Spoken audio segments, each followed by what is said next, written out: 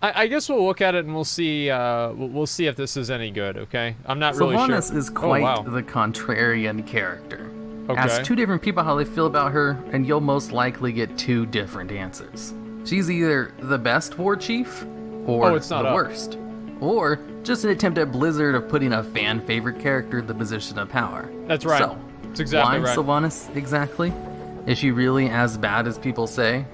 Why is she such a fan favorite character? Is she just the next Garrosh? Well, this video will attempt to answer all of those questions. Sylvanas started her story out as a pretty generic character. A standard stock fantasy princess elf ranger who was just a huge thorn in Arthas' side when he was trying to take the Sunwell. After her failure, Arthas turned her into a banshee and forced her to serve him while he destroyed her homeland. When did that happen? Later on, when Arthas' power was weakening, Oh, did he Sylvanas make was that able picture to break himself? free of his control and nearly succeeded in killing Arthas before Kel'Thuzad came in and saved his life. With her home destroyed and all of a sudden in control of an army of undead and dark monsters, what was she to do next? Well, revenge against Arthas was a good start, so that's where she went from there. Okay. But seeing as the whole world just got done fighting a war against the Undead Scourge and the Legion, they were not too keen on Sylvanas and her Forsaken's existence. Nobody Try likes as she them. might to convince her previous allies that they no longer served the Lich King, she was still shunned and in fact actively hunted down by everyone. No one wanted to work with not a even faction true. of undead, let alone leave them alive. Sylvanas was constantly surrounded by enemies on all sides who saw not even her and her people's existence as something that needed to be eliminated. Yeah, fuck them. But luckily for her, the Horde took them in. The Tauren were sympathetic to their cause and convinced Thrall to allow them in the Horde. Big mistake. They tried joining with the Alliance. A lot of the people, if not nearly all of the undead, were once part of it, but that was never going to happen. Many of the undead still have living family in other parts of the world that never want to see them again. The existence of the undead is nothing but being constantly shunned and horrified at. Even other members of the Horde don't really like them, just kind That's of true. tolerate them and see them as disposable fodder to fight for them. That's about right. But they don't actively try to kill them, which was a good point. Being born into the world as an undead is being born into a world of enemies. In the undead starting zone, you're shown that all new Forsaken are given a choice. Join the Forsaken under Sylvanas, or go off on your own, free to do whatever you want as long as it's not directly harmful to the Forsaken or their allies. Or to be killed again. Most undead choose to join Sylvanas. Honestly, there's be not killed really again? a practical alternative choice in the matter. But there are Okay. others who choose to do other things. One of the undeads goes off on his own and forms a rebellion against the Forsaken, which you're then given quests to help put a stop to. He was given the freedom to choose what he wanted to do, and he chose to fight Sylvanas, which of Not course good. meant he had to be put down. This goes to show that undead aren't forcibly bound to Sylvanas and the Forsaken, as the rebellion had quite a few followers and wasn't just the one guy. Okay. And another undead decides to go back to her home to see her family. Oh, that But was that girl. things don't go well for In her. Skullmonts. Her family sentences her to death and sicks the rest of the Yeah, Scarlet there's a whole Crusade video after about her. this. But remember this. luckily for her, she happened to be an incredibly powerful shadow hunter and kills her captives and spends the rest of the zone fuck is hunting a down her shadow former hunter? allies.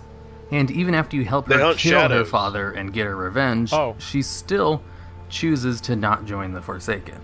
And the Forsaken let her go, because service is a choice. Life is incredibly hard for undeads, so joining Sylvanas is usually just their best bet. And the only undeads who manage to succeed on their own are almost always incredibly powerful on their own. Like Lillian Voss from the Undead Starting Zone, Alonis Fowl, a leader in the Priest Order Hall and the creator of the First Paladin. He's very dangerous. Meryl Fellstorm, a leader in the Mage Order Hall and an incredibly forgot about powerful this guy. mage in his own right with Fuck this ties dude. to Corona.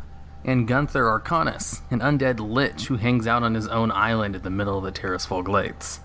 Not part of the Forsaken, but also left completely to his own devices. All that to say, while Sylvanas leads the undead follow her willingly and are not forced like the Lich King. That's true. And because they choose to follow her, she tries her best to look out for them in their best interests. After all, she's in the same boat as them. When the Horde and the Alliance go to Northrend to deal with Arthas, Sylvanas obviously shows up and throws in her support.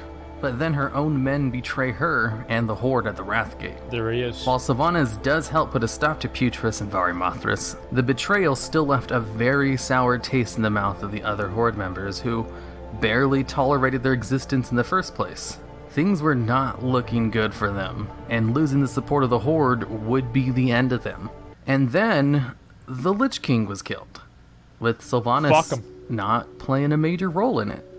Doing nothing. With the Lich King dead, she didn't really see a reason to keep on living. The entire world saw the undead as unnatural, and she didn't really disagree. So she threw herself from the top of Icecrown Citadel in a bid to commit suicide. But after dying, she saw hell, and it was a terrible place. Luckily, the Valks, who had previously worked for the Lich King, managed to bring her back to life, and one of them even took her place in hell.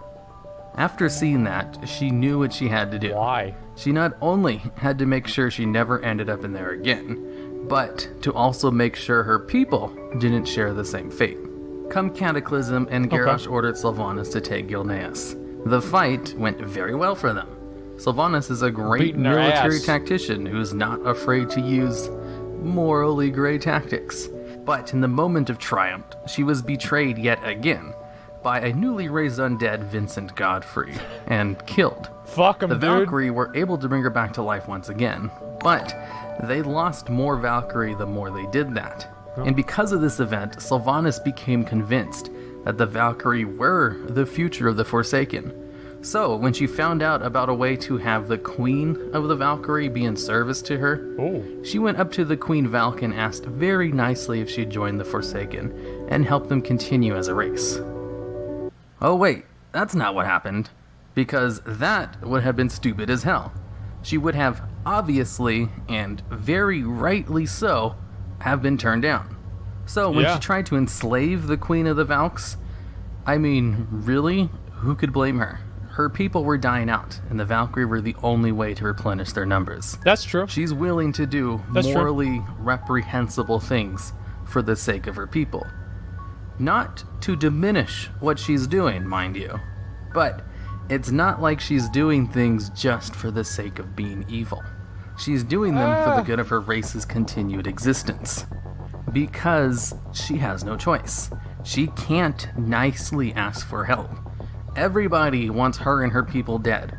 She has to be smart about every move she makes, and do things that other people might call evil.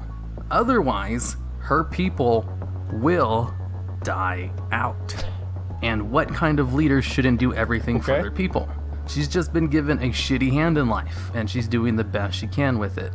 Even when put in control of the Horde, she doesn't treat the other races with contempt. In fact, her people in Undercity think she's putting other races' needs over their own. And the other members of the Horde think she's putting the needs of her Forsaken over the Horde. So no one is happy, but she still tries to treat the other leaders with respect, unlike Garrosh, who was openly hostile towards everyone besides orcs. That's right. Plus, she has the Horde's best interests at heart. Without the Horde, the entire world becomes their enemy. That's why she made the call to retreat at the Broken Shore. If she didn't, the Horde would have lost all of its leaders and crumbled. That's true. It's no wonder Vol'jin made her war chief. While her methods may be twisted, she cares about her people first and foremost, and the absolute best interest of her people is a continued Horde existence. So no one would be more motivated to keep the Horde intact and in power than Sylvanas. That's and logic. No one would protect it harder than her. Plus, she's a proven leader with years and years of experience. I think people sometimes forget she probably has more leadership experience than all the other Horde leaders combined. Because before becoming undead, she was also Ranger General in Silvermoon. What is elves this? are generally way longer lived than normal races. Is that a cinematic? So, to sum things up, Pots? yes, Sylvanas does bad things, but she literally cannot let her race continue living without doing them. The whole world wants her and her people dead, and she wants them to stay alive. She has no choice but to play the bad guy, but still tries her best to respect the other leaders of the Horde in the process. Not that she's perfect, mind you, but she tries way harder than Garrosh ever did. Even if some of them don't approve of her methods either. The Alliance want her people dead, so it's no wonder she sees them as enemies. And she's smart. That's why she knows it's not a good idea to let the Alliance live so close to them on Kalimdor. Her starting a war with the Alliance is completely in character for her, because she's always done whatever she's had to do for the sake of the Forsaken, and there can be no happy endings for her. So, to answer the questions I proposed at the beginning of the video, is Sylvanas really as bad as people say? Yes, kind of. She does bad things, but for good reasons. Complete bitch. Because there are no good options available to her. She can't choose a good path to go down. Why is she such a fan favorite character? Because Because she's complex and somewhat relatable. It would be easy to write off everything she does as her just being evil for evil's sake, but she actually has pretty good reasons for everything she does. And she's not allowed to be a good person with pure motivations like other races who aren't actively hunted by the rest of humanity. She also kind of has a soft side anyway that contrasts with her mostly dark personality. Like most of her Forsaken, she has living family members and gets emotional when you bring her a locket from her sister, and will even sing a song for you. The best characters are usually multi-dimensional. Plus, she was a scantily clad female character in a fan base with lots of males, which probably added a bit to her popularity There it is. on top of her personality. There it is. Is she the next Garrosh? Yep. Not really, Come on. but there are some parallels, so I can understand the comparison. Garrosh wanted what he thought was the best for the Horde, which involved it being full of nothing but orcs. Sylvanas also wants what's best for the Horde, because the Horde is the only thing keeping her race from being wiped out. To this end, she wants cooperation from the other races, and doesn't want to get on their bad sides, which Garrosh did not care one bit about. But her methods of war against enemies are just as bad, if not worse in some instances. Even Garrosh didn't want to use the Plague, which Sylvanas has no problems using. But then again, Sylvanas was against the bombing of Theramore, which Garrosh thought was an excellent idea. So, like I said, lots of parallels, but at the very least, Sylvanas doesn't want to go all Orc Hitler on everybody, and doesn't think undeads are superior, and just wants them to be allowed to live in the world. Not corrupted, by the way. So, what do you think about Sylvanas? Did this video change your opinions about her, even if just a little bit? She's honestly a very interesting character with lots of story potential, and I can understand why people think she's evil. Because, after all, she does a lot of things that could be considered evil, but she does them for what she thinks are good reasons. Well, that's all right. I don't know, man. I think, as I said, the main reason why people like her is because she's hot. Like, that is the main reason. All of the other reasons are secondary. Garrosh, nothing wrong. We watched that, man. We watched it. I don't want to watch it again, right? Because we already saw it. What'd you think, McConnell? Boring. Boring? All right. Next. Next what?